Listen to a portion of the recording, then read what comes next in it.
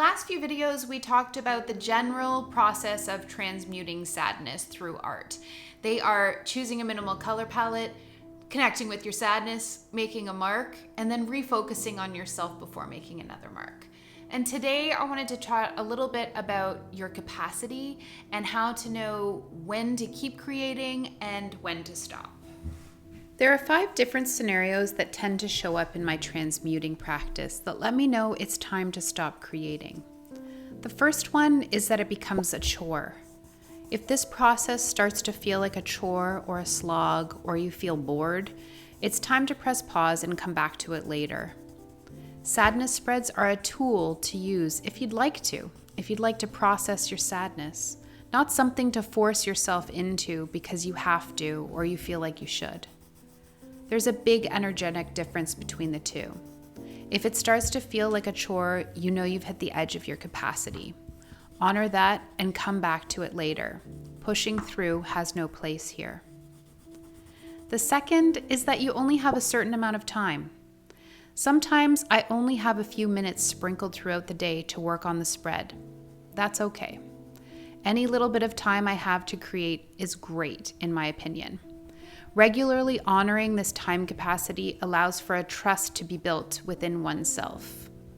You learn that you won't push past your time capacity and make other parts of your day more challenging, which allows you to come back to the spread again and again with ease.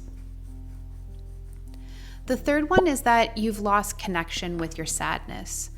If I can't connect to the sadness energy I'm feeling, I interpret that as a clear sign that my body is at capacity. It's saying, time to move on to something else. Come back to this later. Honoring that capacity is important to me, so I know it's time to call it quits. I'll come back and add to it later. Number 4, you feel overwhelmed. I imagine there could be times when you feel so overwhelmed by emotion that you have to stop the process.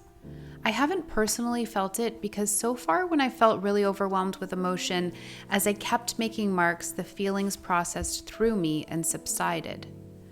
That doesn't mean it won't happen to me in the future though, or to you in this moment, and that's okay. Take breaks if it feels like too much. Go for a walk or do some free dance to move the emotions through your body in a different way. You can always come back to the spread later when you feel ready. Number 5, the page is completed. Sometimes I'll sit down and complete a whole sadness spread at once.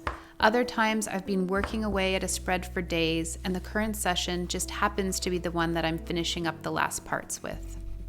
Either way, the page feels complete and so do I.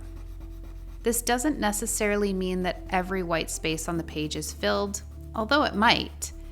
It just means that when I check in with myself, there aren't any more marks to be made. The spread is finished.